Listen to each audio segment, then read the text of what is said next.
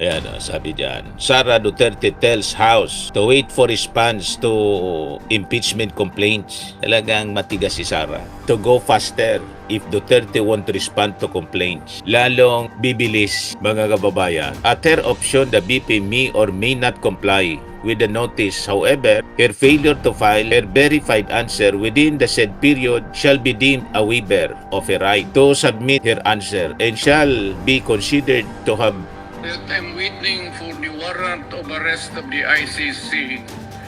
At saan ba, sa Hague ba yan? Hindi pa ako nakapunta doon. Libre yan. Baki nag-handcuff ako, I would be very willing to go there. Anytime. Totoo yan. Totoo. Sinan ko na ito. I'd rather spend my time. Maganda ang prisuhan doon sir. Komportable. Nagpapagang mga balita at pagtalakay sa mga isyu ng lipunan. Bulsa! Opinyon, banat at paglalantad sa katotohanan. Bulsa! What you see is what you get. You decide.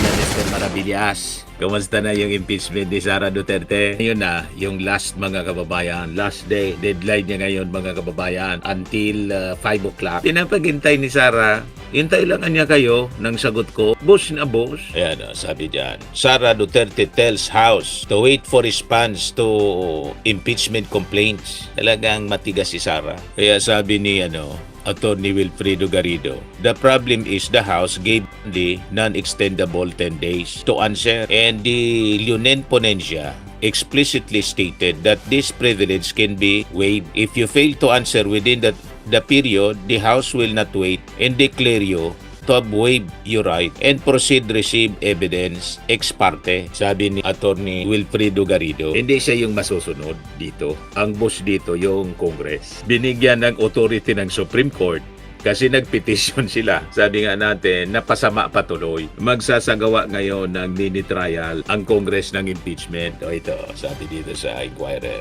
Relax na relax si Sara. Impeachment to go faster if Duterte won't respond to complaints. Lalong bibilis, mga kababayan. At her option, the BP may or may not comply with the notice. However, her failure to file her verified answer within the said period shall be deemed a waiver of her right to submit her answer and shall be considered to have interposed a general denial to the allegations contained in the impeachment complaints. Upon receipt of the answer, if any, the complainants were given 3 calendar days to file a reply with a copy for to the BP. Upon receiving the reply, the BP may then file a rejoinder within 3 calendar days. So, during these exchanges, both parties may submit their supporting evidence, affidavits, and other pleadings. After hearing and evaluating the evidence, the Justice Committee will determine by vote of the majority of its 40 regular members plus about 15 ex officio whether probable cause exists to support the impeachment complaints. And if the majority vote is not obtained, the complaints would be deemed dismissed. So, ganon. Ganon ang proseso, mga kababayan. Pero, tingin ko, may akyat mga kababayan dito sa Senado. Anyway, tingnan na lang natin mamaya. So, until 5 o'clock, mga kababayan, kung yung mga abogado ni Sara mag-file po ng answer. Anyway, napakaraming abogado siya. 16 na mga magagaling na abogado. So, anong rason hindi magawa yung sagot? Pag hindi nagawa yung sagot, ibig sabihin ayaw sumagot. Winib niya yung kanyang right na sumagot. Tuloy ang impeachment. Yan ang mangyayari niyan, mga kababayan. World Bank, Philippine hits upper middle income threshold. May resibo tayo, World Bank. The Philippines gross national income, GNI, per capita reached the threshold of upper middle income countries, sabi po ng World Bank. Paano naging inutil? Never yun na-achieve ni Digong. Nangarap yung ating Pangulo during the campaign. Pangarap po niya na sana ang Pilipinas ma-achieve natin. Yan ang tanong ko sa inyo. Tinawag ninyong inutil yung ating Pangulo. Sino ang inutil? Na-achieve niya. Nagmintis lang ng 3 months. Ang sabi ng ating Pangulo, at least by 2025, sana maabot natin yung upper income threshold. Upper class na tayo. Ang classification ng ating bansa, yan ang weak leader. Yan ang inutil na presidente. Ang inutil na presidente, yung nakakulong. Bakit? Abogado ka? Ang kaso mo, crimes against humanity. Yan ang inutil na presidente. Hindi niya ito na-achieve ng ating Pangulo. At sinabi ninyo, weak leader. Asan ngayon pinulot yung strong leader ninyo? At yung weak leader ninyong sinasabi, yung ating Pangulo, pinakulong pati yung may-ari ng universe, si Kibuloy. Sa yung strong leader. Kasi yung strong leader ninyo, pinakulong. That I'm waiting for the warrant of arrest of the ICC.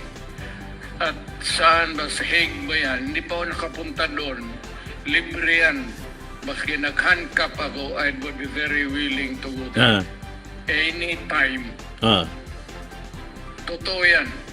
Totoo. Sa edad ko na ito, I'd rather spend my maganda ang prisuhan doon sir. Komportable. Proud siya, Doon komportable. na lang ako magtapos ng buhay ko. Wish granted. Kaya hindi ko maintindihan kayo mga DDS kung bakit kayo nang iyak at gusto ninyo, ang sigaw ninyo, bring him home. Paano bring him home? Na mas gusto doon na daw siya mamatay. Kasi hindi pa niya ako nakapunta doon, pero ang alam ko niya, maganda ang prisuhan doon. Gusto ko na doon. Yan ang sabi niya. Bakit kontra ninyo? Mga DDS, kung hindi kayo mga pulpol, kayo ang bangag eh. Kala ko ba, follower kayo ni Digong? Kung follower kayo ni Digong, dapat hindi ninyo kinukontra ang kagustuhan niya. Gusto niya to spend his remaining life inside the prison sa Dahig kasi maganda daw ang prison doon. Ulitin ko. But I'm waiting for the warrant of arrest of the Hinihintay ICC. niya yung warrant of arrest. At saan ba? Sa Hague ba yan? Hindi pa ako nakapunta doon. Libre yan. Libre. Maski nag-handcuff ako, I would be very willing to go there. Very willing siya. Totoo yan. Totoo. Sa edad ko na ito, I'd rather spend my maganda ang prisuhan doon sir. Maganda ang prisuhan. Doon na lang ako magtapos ng buhay ko. Malinaw. Kaya kayo, santamba kayong mga gunggong. Tapos sasabihin ninyo, ako ang bobo. Kayo yung bobo, mga estupido, idiot, moron. Mismong sa bibig ng inyong amo, sinasabi niya willing siya doon. Totoo. Magandang prisuhan. Hinintay ko niya yung warrant of arrest. Gusto ko doon ako. Pagkatapos, ang sigaw ninyo, bring him home kung hindi ko yung mga gunggong. No Duterte vote in Antipolo. A landslide win for the son of the late Representative Romeo Acop. This is how Antipolo responded after Duterte allies and pages disrespected the death of the beloved congressman. Even after the loud PDP proclamation of their candidate complete with all the Duterte minions, Redliaga did not stand a chance against Dokbong Acop, not even the Duterte's fake survey in all cast campaign. Idagdag ko na rin itong balita sa inyo. Sa ibang kwento, si DDS Congressman Libiste binili ni Batangas 1st District Representative Leandro Libiste ang bahay sa Wilhelmfeld, Germany na naging tirahan ni Dr. Jose Rizal noong 1886. Yan po. Dito raw ang mismong lugar kung saan isinulat niya ang huling kabanata ng No Limit Tanghiri.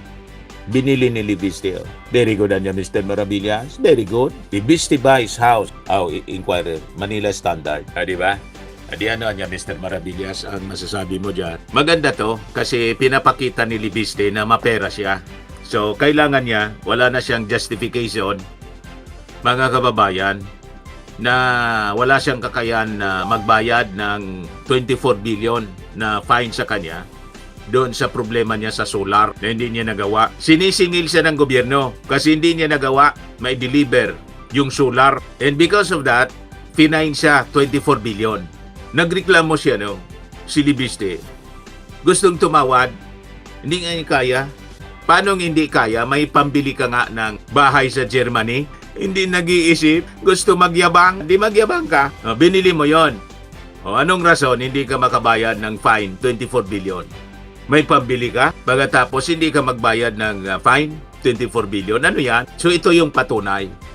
Nabitag siya ngayon sa kanyang kayabangan. Bibili-bili ka ng bahay, pagkatapos may utang kang 24 billion sa gobyerno.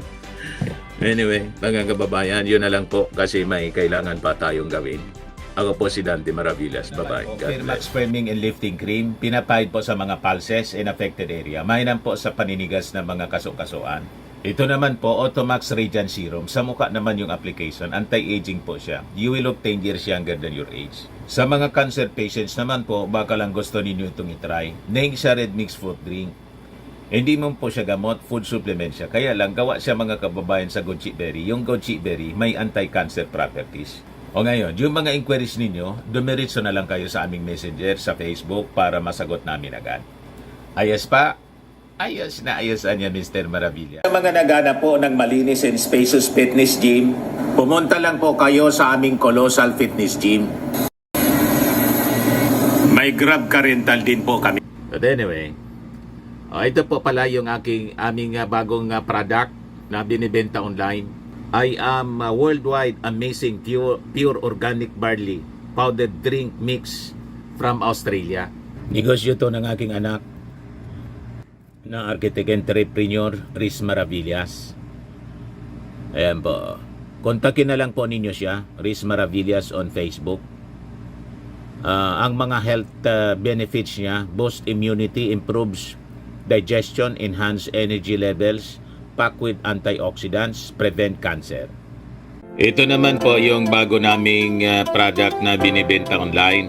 Eye Glow Serum, whitening po siya. Tingnan ninyo yung epekto sa aking anak na architect before and now. Yung mga inquiries po ninyo, dumiretso na lang kayo sa kanyang Facebook account, Riz Maravillas.